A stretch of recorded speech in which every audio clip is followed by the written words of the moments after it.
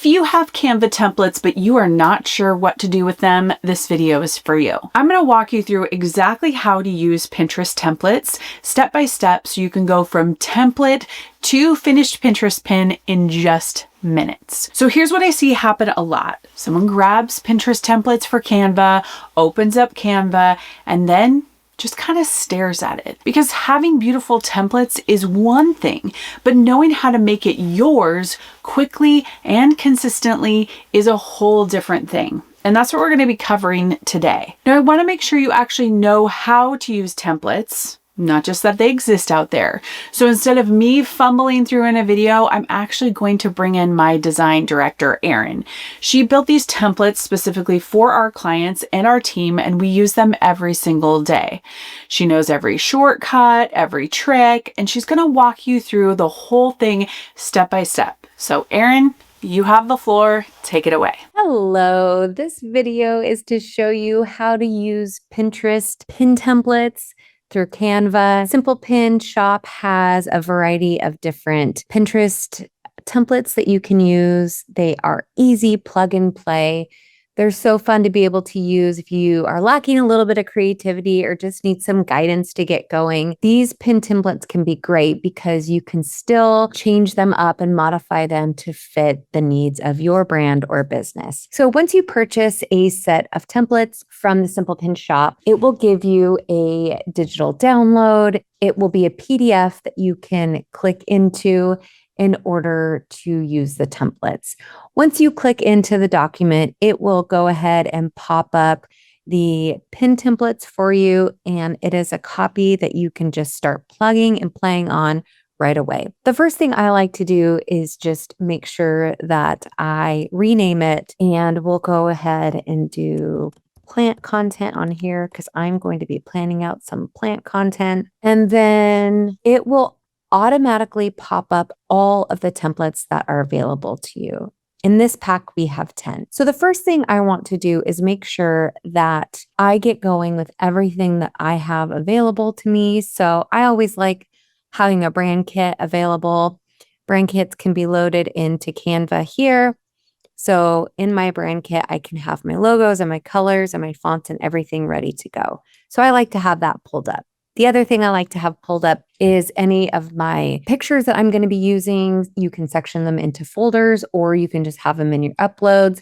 These are the pictures I'll be working with today. So when you use templates, templates are fun because you can change the fonts, you can change the colors, you can change anything you'd like to change up really, but it gives you a baseline and sort of a guide. Like I said, if you lack creativity or you just don't know how to get started, templates are a great option. They're also easy because a designer did the work for you. So all you have to do is put your images in, change out the text, change out the logo, and you're good to go. This particular type of pin template has just a really sort of feminine look to it. So you can go ahead and just use these as is, or you can switch them out, and I'll show you how to do that.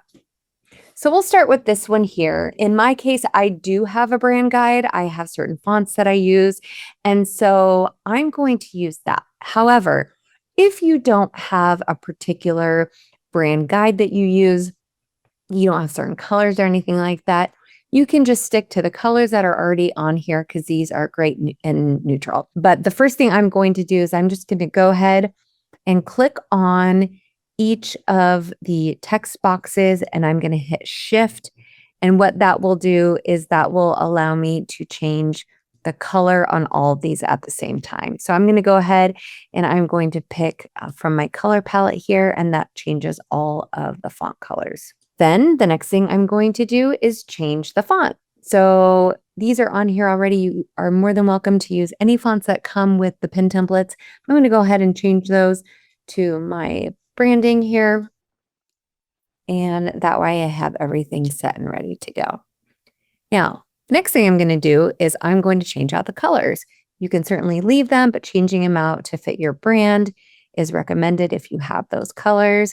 So I'm going to go ahead and select all of these lines that I can, and that will allow me to switch out colors on these. Okay. And now I've decided that I also want to change the color of the box. So we'll do that too. And then that means I'll go ahead and change the color of the font on here and we'll be good to go. So I am going to just drag and drop in this case.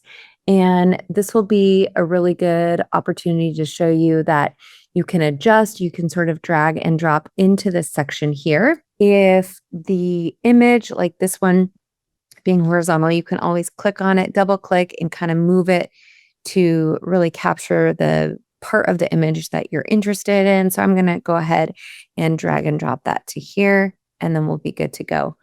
The other thing you can do is make sure that you have a logo right here. So there's two different options here. You can go ahead and select and type in your name, your website name if you want to. But we recommend if you do have a logo to go ahead and drop it here. So I'm going to delete there. I'm going to grab my logo out of my brand, the one that fits best for this spot. And I'll click it over here and drag and drop the size. And we'll go ahead and move it into place.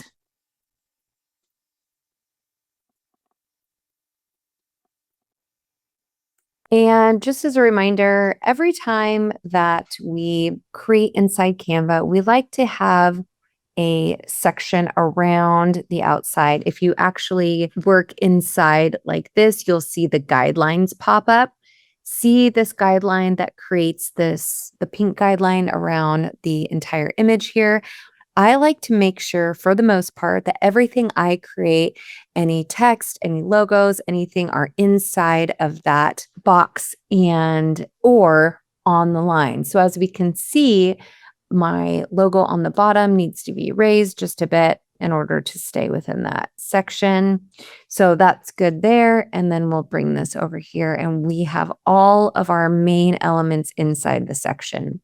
It's totally fine, obviously, for the image to bleed, but the next thing I'm going to do is make sure that the pin title that I have selected by grabbing keywords and doing my keyword research is put in here. So I'm going to go ahead and add that in here.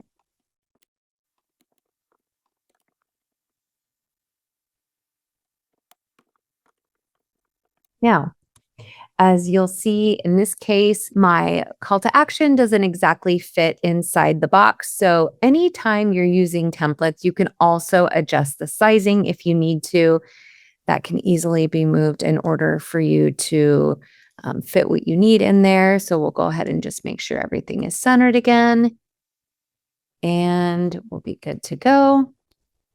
And then you're all set. So now you have a totally branded, easy to use pin template that you can now pin to Pinterest. There's a couple things you can do. You can directly share it to Pinterest through this option here, or you can go ahead and download this. And we always recommend making sure that you do it at the 1 scale size that creates 1,000 by 1,500 pixel image. That is what's recommended for Pinterest. Anything below that may get flagged, and anything above that may be too big. So we definitely recommend sticking here. And then you can download this one image 5, and go ahead and download. Then you can upload it to your scheduler or to Pinterest itself, and you're good to go. Just a couple things to remember too, just always making sure that the fonts are legible, easy to read, that if you do use script font, that the script font is being used on any text that is not primary text, and that it's not on any of the text that holds the keywords. And then making sure that you have your logo or something that indicates your brand on the pin. And the other thing is just always making sure that we're using images that are beautiful and inspiring. And as much as possible, making sure that we are using our own images. If you want to use stock photos, you can certainly do that, but just make sure it always aligns with your brand and what you're doing so that you can continue to create content on Pinterest that is unique to you. Okay, now you've seen exactly how these work, and I hope you have some great ideas to go along with it. But I want to be really honest with you about something. When I first started creating Pinterest content, I was spending way too much time on design, like hours, and they weren't even really that good. It wasn't going towards strategy. It wasn't going towards figuring out what was actually working on Pinterest. It was going towards sitting in front of the computer looking at Canva. These templates exist because I wanted to solve the problem not only for me, but for every other business owner out there who's tired of starting from scratch with their designs. So if you want access to these templates, if you want to pick them up, they're really inexpensive. I'm going to leave the link down below in the description to our Simple Pin shop. There are tons of templates for all different types of businesses that we have created based on what we know works for people on Pinterest. So I'd love to hear from you as well. If you have a favorite tool that you love to use for creating Pinterest templates, drop it in the comment below. And don't forget to like and subscribe. Thanks so much for watching.